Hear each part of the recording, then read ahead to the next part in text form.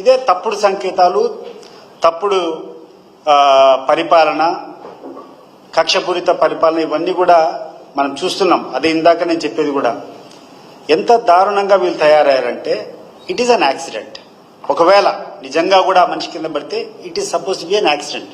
ఒక ఉద్దేశం లేకుండా జరిగినటువంటి పొరపాటు is not a crime. An accident is not a crime.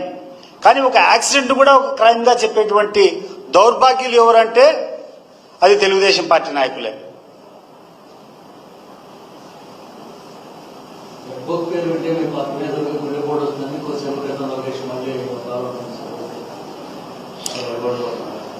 ఈరోజు చూస్తాం మరి భయపడిపోతే పల్నాడులో సత్తెనపల్లిలో జరిగినటువంటి కార్యక్రమానికి అనేక ఆంక్షలు పెట్టినారు.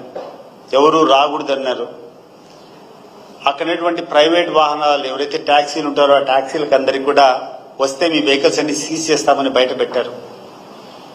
స్వచ్ఛందంగా ఆడ లక్షల మంది జనం వచ్చి దారి పొడుగున 78 కిలోమీటర్లు ప్రయాణం చేసేదానికి 8 గంటలు జగన్మోహన్ రెడ్డికి పడేంత ప్రజాదరణ ఉందంటే నీ యొక్క రెడ్ బుక్ భయపడినారా? అయిపోయింది, నీ కాలం చెల్లిపోయింది. నీ రెడ్ బుక్ కాలం చెల్లిపోయింది, నీ పాలనకు కాలం చెల్లిపోయింది. కాబట్టి ఈరోజు ఎవరు కూడా రాష్ట్రంలో ఎవరు కూడా ఈ రెడ్ బుక్ గురించి భయపడేటువంటి పరిస్థితులు లేరు. ఈ రెడ్ బుక్ యొక్క పర్యావసనాల వల్ల ఇప్పటి నుంచి భయం స్టార్ట్ అయ్యేది. ఎవరైతే రాసుకున్నారో ఈ రెడ్ బుక్ వాళ్ళకి భయం స్టార్ట్ అవుతుంది. ఈ రోజు నుంచి రేపటి నుంచి ఎట్లా జరగాలనే దానికి.